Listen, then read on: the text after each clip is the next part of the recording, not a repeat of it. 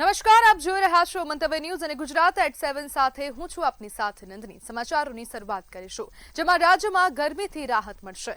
હવામાન વિભાગે આગામી 2 દિવસ દક્ષિણ ગુજરાતના તાપી, નવસારી, ડાંગ અને વલસાડ જિલ્લામાં વરસાદની આગાહી કરી છે। દમણ અને દાદરા નગર હવેલીમાં પણ વરસાદી માહોલ રહેવાની શક્યતા છે। 11 જૂનથી વેસ્ટર્ન ડિસ્ટર્બન્સ સક્રિય થતા ચોમાસાના આગળ વધવા માટે અનુકૂળ સ્થિતિ સર્જાશે।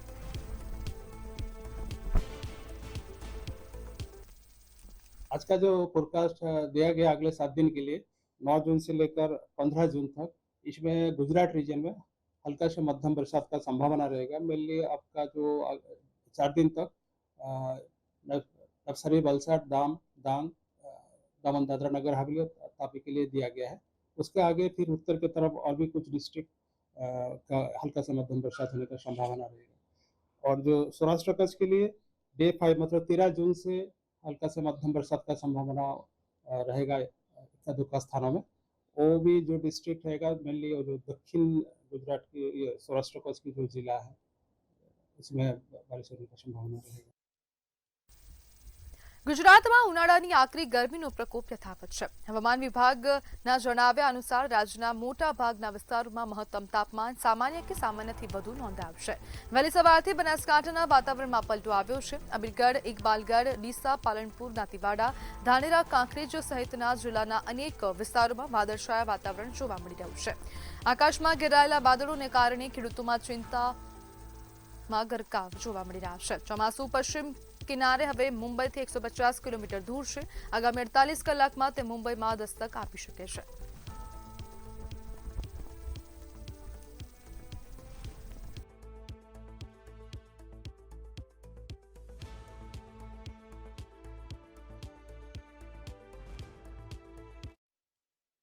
સુરતના નાસિરનગરમાં થયેલા ભૂતિયા ડિમોલેશનને લઈને ચોંકાવનારા ખુલાસા સામે આવ્યા છે। તો શું છે સમગ્ર અહેવાલ, આવો જોઈએ।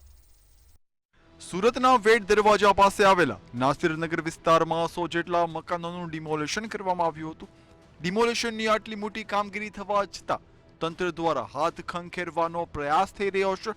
આ જમીનને અડીને જ આવેલી જમીન પર 1.5 વર્ષથી કોઈ પણ મંજૂરી વગર 12 ટાવર ઉભા કરવાનું ગેરકાયદેસર બાંધકામ થઈ રહ્યું છે। આ માટે એક પણ મંજૂરી લેવામાં આવી નથી, છતાં તેમને માત્ર ખોદાણ પૂરવા માટેની જ નોટિસ આપવામાં આવી છે। આ અંગે સેન્ટ્રલ ઝોનના કાર્યપાલક ઇજનેરનું કહેવું છે, બિલ્ડરે રસ્તા માટે જમીન આપી તેથી કબજો લઈ લેવાયો છે। જો કે આ જમીનની બિલકુલ પાછળ એક મેગા પ્રોજેક્ટ થઈ રહ્યો છે, જે એક જાણીતા બિલ્ડર દ્વારા ડેવલપ કરવામાં આવી રહ્યો છે। લોકોનો આક્ષેપ છે કે બિલ્ડરોના ઇશારે જ તંત્ર અને એસઓજીએ સાથે મળીને ડિમોલેશન કર્યું છે। આ ડિમોલેશનને લઈ કોંગ્રેસ દ્વારા વિરોધ પ્રદર્શન કરવામાં આવ્યું હતું। ડિમોલેશનમાં સંડોવાયેલા અધિકારીઓ સામે કડક કાર્યવાહી કરવાની માંગ ઉઠી છે। આ ડિમોલેશન સૌથી રહસ્યમય ડિમોલેશન ગણાવી શકાય એવું છે। આ ભૂતિયા ડિમોલેશન પાછળ કોણ જવાબદાર છે તેનો ચહેરો સામે આવવાનો હજુ બાકી છે। બ્યુરો રિપોર્ટ, મંતવ્ય ન્યૂઝ। નવસારી જિલ્લામાં ખાતરની ખરીદી હવે ચિંતાનો વિષય રહી નથી। નવી એપના માધ્યમથી ખેડૂતો આધુનિક ખેતી તરફ પ્રયાસ કરી રહ્યા છે। તો શું છે સમગ્ર અહેવાલ, આવો જોઈએ। નવસારીના ખેતરો સુધી પહોંચેલી અનોખી ડિજિટલ ક્રાંતિ ખેડૂતોને ખાતર ખરીદવાની કડાકૂટમાંથી કાયમી મુક્તિ અપાવશે। કેન્દ્ર સરકારની fertiliser sale application system pilot project તરીકે શરૂ થતાં જ ખાતર વિતરણ વ્યવસ્થા સંપૂર્ણપણે પારદર્શક બની છે અને આ નવી એપના માધ્યમથી ખેડૂતો ઘરે બેઠા જ પોતાની જરૂરિયાત મુજબનું ખાતરનું એડવાન્સ બુકિંગ કરાવી લે છે। આ સુવિધાના લીધે ખેડૂતોને વિક્રેતાઓ પાસે ધક્કા ખાવામાંથી મુક્તિ મળી છે। ખાતર ખરીદીની તમામ અડચણો માત્ર એક ક્લિક ઉપર જ દૂર થઈ ગઈ છે। આજે ખાતરની એપ સરકારશ્રી દ્વારા જે દાખલ કરવામાં આવી છે તે ખેડૂતોને માટે ઘણી સારી છે। એટલા માટે સારી કે એમાં ખાતરનો રિસ્ટ્રિક્શન રહે, વધુ પડતો ખાતરનો ઉપયોગ નહીં થાય અને ખેતી સજીવ તરીકે વધારે એમાં એનો પાક લઈ શકાય। એટલે ખેડૂતને આમાં આ રીતે લેવામાં ઘણો ફાયદો પણ છે। આનાથી ખેડૂતોને ફાયદો એ થશે કે ઘર બેઠા જ ખેડૂતોને ખ્યાલ આવી જશે કે નજીકની કઈ દુકાનમાં જથ્થો ઉપલબ્ધ છે એ જ દુકાને જવાનું રહેશે, જેથી કરીને નવી સિસ્ટમમાં ખેડૂતોએ નજીકની આજુબાજુની દુકાનમાં અથવા કોઈ પણ બીજી દુકાને પૂછપરછ કરવા જવાનું પણ છે નહીં, ધક્કા ખાવા નહીં પડે, તેમજ બિનજરૂરી લાઇનમાં ઊભું રહેવાની માંથી પણ મુક્તિ મળશે. ખેડૂતોને સમયસર સબસિડીવાળું ખાતર મળી રહે તે માટે રજિસ્ટ્રેશન પ્રક્રિયા ખૂબ જ સરળ બનાવવામાં આવી છે. ખેડૂતોએ માત્ર પોતાની ઓળખ અને જમીનની વિગતો આપતા જ તેમને એક યુનિક QR કોડ મળી જાય છે. આ કોડ નજીકના કેન્દ્ર ઉપર બતાવીને ખેડૂતો તરત જ ખાતર મેળવી શકે. કૃષિ ક્ષેત્ર આ સ્માર્ટ પ્રયોગ ખાતરના પુરવઠા અને માંગનું રિયલ ટાઈમ મેનેજમેન્ટ કરવામાં અક્ષીર સાબિત થયું છે. અને આ પારદર્શક સિસ્ટમની સફળતા બાદ હવે તેને સમગ્ર ગુજરાતમાં લાગુ કરવાની વ્યાપક તૈયારીઓ પણ ચાલી રહી છે. આગામી દિવસોમાં રાજ્યના લાખો ખેડૂતો આ સુવિધાઓ સાથે જોડાશે. બ્યુરો રિપોર્ટ, મંતવ્ય ન્યૂઝ. રાધનપુર ખાતે કોંગ્રેસ પાર્ટી દ્વારા વધતા મોંઘવારીના મુદ્દે વિરોધ નોંધાવી આવેદનપત્ર આપવામાં આવ્યું હતું. રાધનપુર સેવા સદન ખાતે કોંગ્રેસના આગેવાનો અને કાર્યકરોએ બળદગાડા સાથે પ્રતિકાત્મક વિરોધ પ્રદર્શન કરી સરકાર સામે રોષ વ્યક્ત કર્યો હતો. કોંગ્રેસના આગેવાનોએ જણાવ્યું હતું કે પેટ્રોલ, ડીઝલ અને ગેસ સિલિન્ડર તેમજ રોજિંદા જીવનમાં ઉપયોગી ચીજવસ્તુઓના સતત વધી રહેલા ભાવને કારણે સામાન્ય અને મધ્યમ વર્ગના લોકોનું જીવન મુશ્કેલ બન્યું છે. આ કાર્યક્રમમાં કોંગ્રેસના સ્થાનિક આગેવાનો, હોદ્દેદારો અને મોટી સંખ્યામાં કાર્યકરો ઉપસ્થિત રહ્યા હતા. ભારતીય જનતા પાર્ટીની સરકાર, ડબલ એન્જિનની સરકારની વાતો કરવાવાળી આ સરકારે તાજેતરમાં સ્થાનિક સ્વરાજની ચૂંટણી પત્યા પછી તરત જ ડીઝલ અને પેટ્રોલ અને ગેસમાં ભાવ વધારો કર્યો અને ડીઝલ પેટ્રોલના ભાવ વધારાથી ગુજરાતની જનતા ત્રાહિમામ છે. ગૃહિણીઓ હોય, ખેડૂત હોય કે ટ્રાન્સપોર્ટમાં પણ જે ભાવ વધી ગયા છે એના કારણથી, ક્યાંક શિક્ષકોના કારણથી અને શિક્ષણના કારણથી પેલા બાળકોને પણ ટ્રાન્સપોર્ટમાં કંઈક તકલીફો પડી. 200 રૂપિયાનો ભાવ વધારો કરી અને જે આજે ભારતીય જનતા પાર્ટીના કારણથી આમ જનતા ત્રાહિમામ થઈ રહી છે એના મુદ્દે અમે આજે રાધનપુર શહેર અને રાધનપુર તાલુકાની કોંગ્રેસ પરિવારની જનતા મળી અને અમે આજે મામલતદારશ્રીને આવેદનપત્ર આપ્યું છે. સમગ્ર ગુજરાત રાજ્યમાં આ સરકારની વિફળતા, નિષ્ફળતા અને મોંઘવારીના અને અન્ય તમામ લોકોને લાગુ પડતા મુદ્દા માટે વિરોધ પ્રદર્શનનું આજે અમે કાર્યક્રમ આપ્યો છે. અમારે તાલુકા કોંગ્રેસ અને શહેર કોંગ્રેસ દ્વારા આ કાર્યક્રમનું આયોજન કરવામાં આવ્યું છે. ખાસ કરીને જ્યારે આ 5 રાજ્યોની ચૂંટણી ચાલતી હતી ત્યારે અમારા જે LOP રાહુલ ગાંધીએ કીધું હતું કે ટૂંક જ સમયમાં ભાવ વધારો પેટ્રોલ ડીઝલમાં થશે અને એ તરત જ ડીઝલ ને પેટ્રોલમાં ભાવ વધારો થયો. આજે સામાન્ય જનની કમર કચડાઈ ગઈ છે. મોંઘવારીમાં ગૃહિણીનું બજેટ ખોરવાઈ ગયું છે. તમામ વસ્તુમાં ભાવ વધારાને કારણે માણસનું જીવવું દોહેલું થઈ ગયું છે. ત્યારે 30 વર્ષથી ચાલતી આ ભારતીય જનતા પાર્ટીની ગુજરાતની સરકાર અને 14 વર્ષથી ચાલતી આ કેન્દ્ર સરકાર તમામ ક્ષેત્રોમાં નિષ્ફળ ગઈ છે.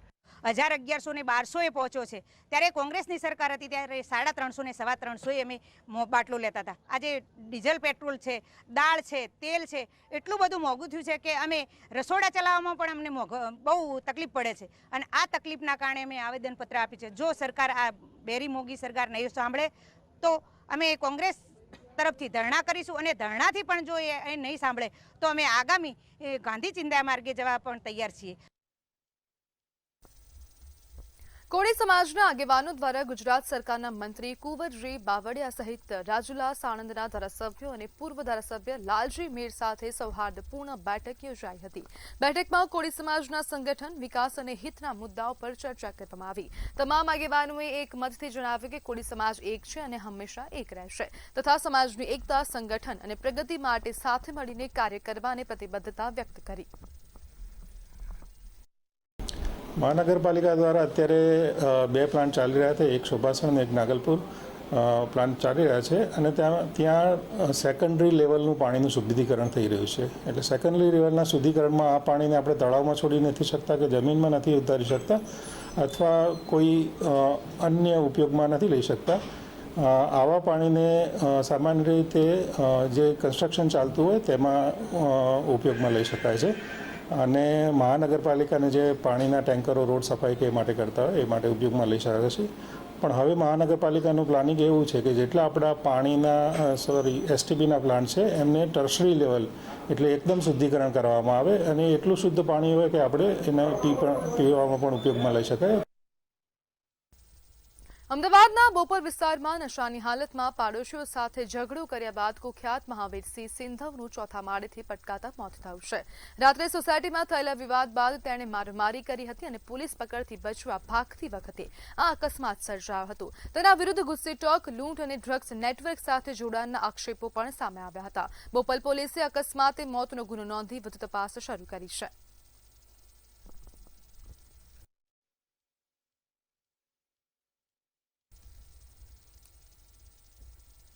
રાજ્યમાં જ્ઞાતિ પ્રમાણપત્રને લઈને એક ચોંકાવનારો વિવાદ સામે આવ્યો છે. વિદ્યાર્થી નેતા યુવરાજસિંહે દાવો કર્યો છે કે એક જ પિતાના જુડવા પુત્રોએ અલગ અલગ જ્ઞાતિના પ્રમાણપત્રોના આધારે સરકારી નોકરીઓ મેળવી છે. આક્ષેપ મુજબ એક ભાઈએ ઓબીસી પ્રમાણપત્રના આધારે રેવન્યુ તલાટી તરીકે નોકરી મેળવી છે, જ્યારે બીજા ભાઈએ એસટી પ્રમાણપત્રના આધારે જુનિયર ક્લાર્ક તરીકે સરકારી નોકરી મેળવી હોવાના પુરાવા રજૂ કર્યા હતા. યુવરાજસિંહે આ મામલામાં સરકારી દસ્તાવેજો રજૂ કરીને રાજ્યમાં મોટા પાયે જ્ઞાતિ પ્રમાણપત્ર કૌભાંડ ચાલતું હોવાનું આક્ષેપ કર્યો. હરેશભાઈ રેવાભાઈ સરસૈયા જે હાલમાં મોરબી ખાતે પોસ્ટેડ છે, તેનું પોસ્ટિંગ હમણાં બદલી થઈ અને જામનગરથી મોરબી આવેલા છે. આ વ્યક્તિ એ ઓબીસી કેટેગરીના સર્ટિફિકેટ ઉપર ત્યાં નોકરી મેળવે છે. ત્યારબાદ તેનો જ સગો ભાઈ એ નવગણ રેવાભાઈ સરસૈયા તે અમદાવાદ મ્યુનિસિપલ કોર્પોરેશનની જે હમણાં જ જુનિયર ક્લાર્ક દ્વારા જે જુનિયર ક્લાર્કની જે ભરતી બહાર પડી હતી તેમાં આ વ્યક્તિ એસટી એટલે કે અનુસૂચિત જનજાતિના કેટેગરીના સર્ટિફિકેટ ઉપર એ નોકરી મેળવે છે. રાજ્યમાં શિક્ષક ભરતીને લઈને ટેટ પાસ ઉમેદવારો ફરી એકવાર સક્રિય બન્યા છે. ઉમેદવારોએ રાજ્ય સરકાર સમક્ષ કાયમી શિક્ષકોની ભરતી કરવાની માંગ ઉઠાવી છે. સાથે જ આવનારી ભરતી પ્રક્રિયામાં વિદ્યા સહાયકોની ભરતીનો પણ સમાવેશ કરવામાં આવે તેવી રજૂઆત કરાઈ. ઉમેદવારોનું કહેવું છે કે રાજ્યમાં ખાલી પડેલી જગ્યા ઉપર વહેલી તકે ભરતી કરવામાં આવે તેમજ 11,000 વિદ્યા સહાયકોની ભરતી પ્રક્રિયા પૂર્ણ કરવા માટે સરકાર સ્પષ્ટ સમયપત્રક જાહેર કરે. ઉપરાંત ટેટ અને ટાટ 1ની પરીક્ષાઓ નિયમિત રીતે યોજવામાં આવે તેવી પણ માંગ કરવામાં આવી. અમારા ટેટ 1 પાસ ઉમેદવારો વતી અમે આવેદન આપવા આવ્યા છીએ કે અમારી જે 11,000ની અંદાજિત જગ્યાઓ જાહેર કરી અને અમારા ફોર્મ ભરાયા છે વિદ્યા સહાયકોના ધોરણ 1 થી 5ના, એનો આટલો બધો સમય થઈ ગયો પણ હજુ ભરતી પ્રક્રિયા આગળ વધારવામાં આવી નથી. માટે બાળકો અને ઉમેદવારો બંનેનું નુકસાન થઈ રહ્યું છે, તો સત્વરે અમારી ભરતી ચાલુ કરી અને સત્વરે ભરતી પૂરી કરવામાં આવે, બસ એટલી જ અમારી માંગ છે. કે ગુજરાતની અંદર જો આપણે શિક્ષણની ગુણવત્તા બાબતે ધ્યાન રાખતા હોઈએ તો ગુજરાતની અંદર શિક્ષણમાં સારા બેસ્ટ સોલ બેસ્ટ માઇન્ડ તો જ આવશે કે જો સત્વરે એમની નિયમિત ભરતી થાય, નિયમિત પરીક્ષાઓ યોજાય. એટલે જે વિદ્યા સહાયક ભરતી છે એ સત્વરે થાય અને શિક્ષકોની કાયમી ભરતી જ થાય. કારણ કે શિક્ષક જો કાયમી હશે તો જ શિક્ષણની ગુણવત્તા સુધરશે. શિક્ષણની અંદર આપણે લાખો કરોડો રૂપિયાનો ખર્ચો કરીએ પણ જો ગુણવત્તાવાળા શિક્ષક ના મળે અને શિક્ષકોની કાયમી ભરતી ના થાય તો ક્યારેય શિક્ષણની ગુણવત્તા સુધરતી નથી. તો ગુજરાતના તમામ શિક્ષકો વતી માંગણી એટલી જ છે કે વિદ્યા સહાયક ભરતી સત્વરે પૂર્ણ થાય અને આવનારા સમયમાં જે ભરતી થવાની છે, સરકારે જે કેલેન્ડર જાહેર કર્યું છે એ કેલેન્ડર પ્રમાણે સત્વરે ભરતીઓ જાહેર થાય અને ભરતીઓ સત્વરે પૂર્ણ થાય. વલસાડમાં લવ જેહાદ મુદ્દે વિશ્વ હિન્દુ પરિષદ દ્વારા ચિંતા વ્યક્ત કરવામાં આવી રહી છે. વિદર્ભે યુવકો દ્વારા હિન્દુ યુવતીઓને શિકાર બનાવવાનો આક્ષેપ લગાવવામાં આવ્યો. બોડી વિસ્તારમાં 2 યુવતીઓના લગ્ન બાદ વિવાદ સર્જાયો હતો. ગુજરાત મહારાષ્ટ્ર લગ્ન કાયદાના ફેરફાર મુદ્દે ચર્ચા કરવામાં આવી છે તેમજ વીએચપી દ્વારા પોલીસને આવેદનપત્ર આપવામાં આવ્યું છે. માતા પિતાની રજામંદી વગર માતા પિતાને જાણ નહીં હોવા છતાં એ દીકરીઓને કોલેજમાં ભણતી દીકરીઓને ફસાવીને એ લોકો લગ્ન કરી રહ્યા છે અને લગ્ન કરીને એ લોકો બંને કેસીસમાં અત્યારે આપણે જોવા મળ્યું છે કે એ લોકો સીધા લંડન લઈ ગયા છે દીકરીઓને અને લંડનમાં લઈ જઈને ત્યાં એ લોકોની પોતાની સેફટી શું, કાલે ઉઠીને બેન દીકરીઓને કોઈ વેચી દેવામાં આવે, કોઈ એ લોકો સાથે બીજું અઘટિત કૃત્ય કરવામાં આવે તો એના માટે જવાબદાર કોણ રહેશે? અને એના માટે અમે અત્યારે મહારાષ્ટ્ર સરકારને બી કાયદાની માંગ કરી છે. હાલમાં જે 6 મહિનાની અંદર પણ જે એમાં 5 છોકરીઓના નામ આવી ગયા છે અને એમાં 2 જૈન છોકરીઓ અને બીજી હિન્દુ સમાજની છોકરીઓનો પણ નામ આવ્યા છે, તો એના પર પણ કાયદાકીય એક્શન લેવાય અને જે કાયદો મહારાષ્ટ્ર સરકારમાં નથી એ જ જે રીતના ગુજરાત સરકારમાં જે કાયદો છે કડક કાયદો, એ જ રીતનો કાયદો મહારાષ્ટ્ર સરકારમાં પણ આ કાયદો તરત પાલન થાય તો આપણી આવનાર જે પણ હિન્દુ દીકરીઓ બચી શકે અને વિધર્મીઓ દ્વારા જે ક્રૂર કૃત્ય કરવામાં આવી રહ્યા છે તો એના પર અંકુશ લાવી શકે. અમદાવાદમાં કેનેડા વિઝા અપાવવાના બહાને ₹98.15 લાખની છેતરપિંડીનો ચોંકાવનારો કિસ્સો સામે આવ્યો છે. ખોટા LMIA લેટર આપી 4 અરજદારોના વિઝા રિજેક્ટ કરાવ્યાનો આક્ષેપ સાથે યશ પટેલ, જયેશ પટેલ અને પદ્મીન પટેલ સામે ફરિયાદ નોંધાઈ છે.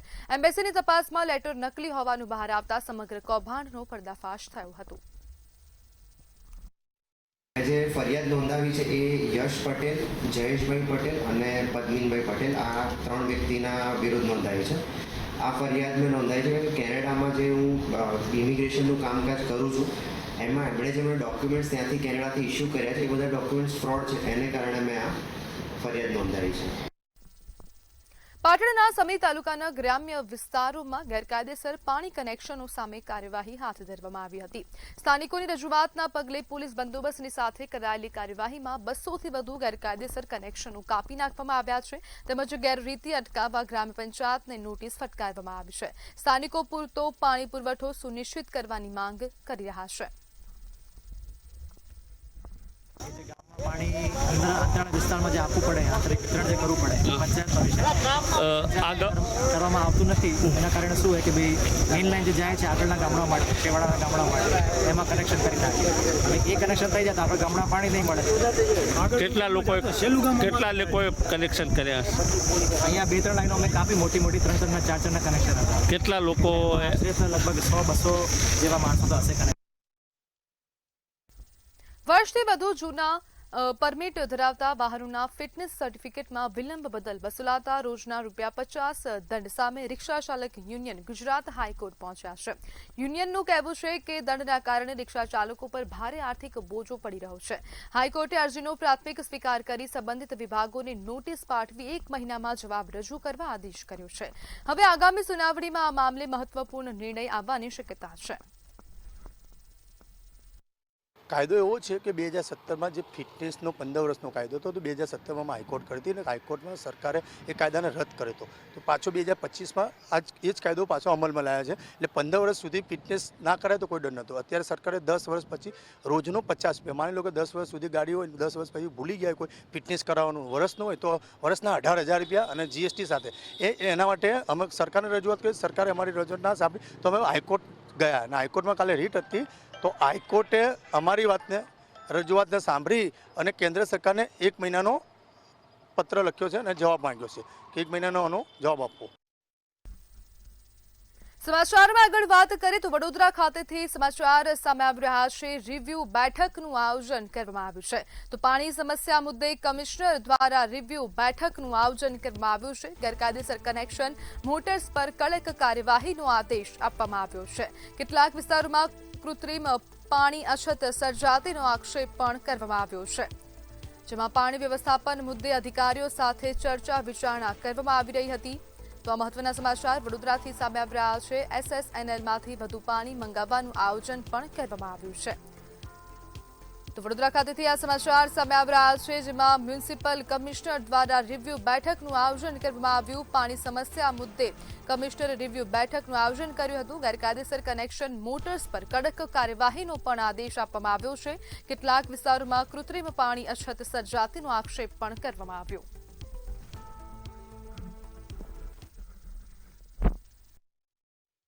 મીટિંગમાં આપણે ખાસ કરીને સૌથી પહેલા સવારે પદાધિકારીઓ સાથે પણ જે મીટિંગ કરી હતી, આ સિટીમાં પાણીની સમસ્યાને લઈને મીટિંગ કરી હતી. ખાસ કરીને ઈસ્ટ ઝોનમાં 2 વોર્ડ અને નોર્થ ઝોનમાં 1 વોર્ડમાં જે સમસ્યાઓ વધી રહ્યા છે, એક લો પ્રેશરનો અને થોડું ઘણું ઇસ્યુઝમાં કન્ટામિનેશન ઇસ્યુઝ અને પૂરતું પાણી પહોંચાડવાની જવાબદારી જે હતી એ બધાની ઉપર ડિસ્કશન સવારથી ચાલ્યું હતું. સાથે સાથે જે ઇલીગલ કનેક્શન્સ અને ઇલીગલ મોટર્સથી લોકો પાણી ચોરી કરી રહ્યા છે એના ઉપર સતત કાર્યવાહી કરવા માટે આજે ચર્ચા કરવામાં આવી. અને અમુક અમારે એમાં પણ ધ્યાનમાં આવ્યું છે કે બિનજરૂરી લોકો જે એમની પોતાની જવાબદારી છે એ છોડીને કોર્પોરેશનનું ટેન્કર્સ મંગાવવાનું પણ કામગીરી શરૂ કરી છે. તો વડોદરાના સાવલીથી સમાચાર સામે આવી રહ્યા છે. જોખમી સવારીનો વિડીયો વાયરલ થઈ રહ્યો છે. તો મહત્વના સમાચાર વડોદરાના સાવલી ખાતેથી સામે આવ્યા. તાલુકામાં જોખમી સવારીનો વિડીયો વાયરલ થઈ રહ્યો છે. જેમાં જીપની છત ઉપર લોકો મુસાફરી કરતા જોવા મળી રહ્યા છે અને આ વિડીયો સતત સોશિયલ મીડિયા પર વાયરલ થઈ રહ્યો છે. જીપ ઉપર બાઇક સહિત અન્ય સામાન પણ જોવા મળ્યા હતા.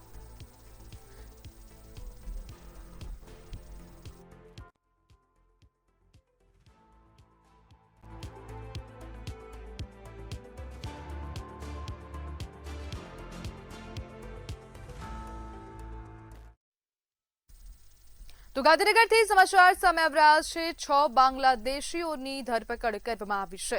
તો મહત્વના સમાચાર સામે આવી રહ્યા છે. ગાંધીનગર ખાતેથી 6 બાંગ્લાદેશ વાસીઓની ધરપકડ કરવામાં આવી છે. તો બાંગ્લાદેશી નાગરિકોની ધરપકડ કરાઈ. 6 જેટલા નાગરિકોને ઝડપી પાડવામાં આવ્યા છે. ઓપરેશન ડેલ્ટા હન્ટ હેઠળ કાર્યવાહી યથાવત જોવા મળી રહી છે. રાયસન અને સેક્ટર 24 વિસ્તારમાં આ બાંગ્લાદેશી નાગરિકો રહેતા હતા. તેમની અટકાયત કરવામાં આવી છે. 6 જેટલા લોકોની અટકાયત કરાઈ. ધરપકડ કરાયેલા 6 લોકોના ડિપોર્ટેશનની કાર્યવાહી શરૂ કરવામાં આવી છે. ઓપરેશન ડેલ્ટા હન્ટ હેઠળ આ કાર્યવાહી કરવામાં આવીને આગળ પણ આ કાર્યવાહી યથાવત રહેશે. અનેક લોકોને પણ પકડી પાડવામાં આવશે.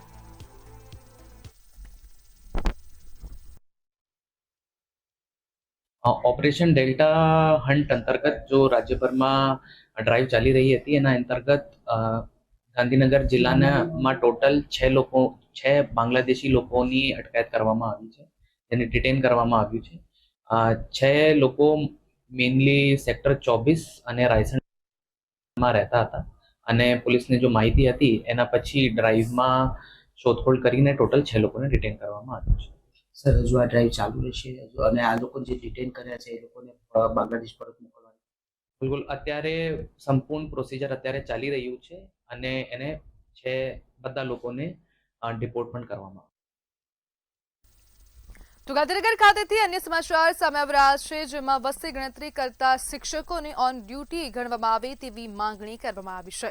તો મહત્વના સમાચાર ગાંધીનગરથી સામે આવ્યા. વસ્તી ગણતરી કરતા શિક્ષકોને ઓન ડ્યુટી ગણવામાં આવે તેવી માંગ કરાઈ. શિક્ષકોને ફરજમાંથી મુક્તિ આપવા રજૂઆત કરવામાં આવી છે. શિક્ષણ વિભાગને ખાસ પરિપત્ર જારી કરવાની અપીલ પણ કરવામાં આવી. જેમાં અખિલ ભારતીય રાષ્ટ્રીય શૈક્ષણિક સંઘ દ્વારા આ માંગણી કરવામાં આવી છે. શિક્ષકો પર બોજ ઘટાડવા તાત્કાલિક નિર્ણયની માંગ કરવામાં આવી.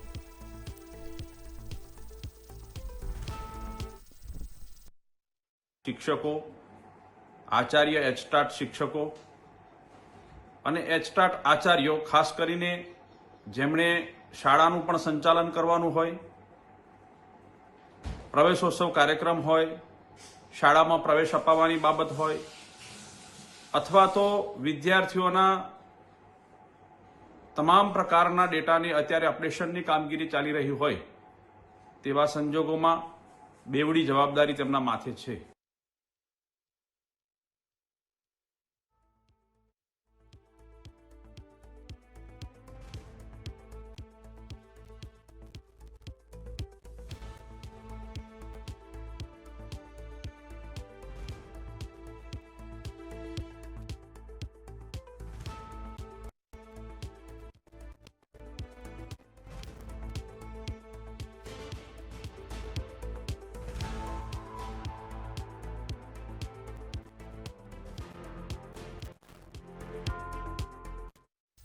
તો છોટાઉદેપુર ખાતેથી મહત્વના સમાચાર સામે આવી રહ્યા છે. જેમાં પોલીસ દ્વારા કાર્યવાહી કરવામાં આવી અને સરાહનીય કામગીરી કરવામાં આવી છે. છોટાઉદેપુર જિલ્લા પોલીસની સરાહનીય કામગીરી.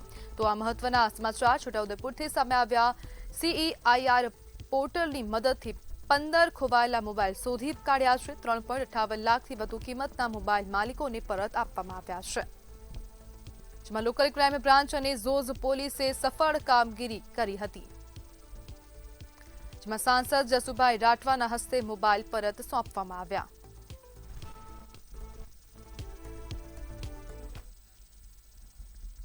તો સમાચારમાં હાલ બસ આટલું જ. વધુ માહિતી માટે જોતા રહો મંતવ્ય ન્યૂઝ. નમસ્કાર.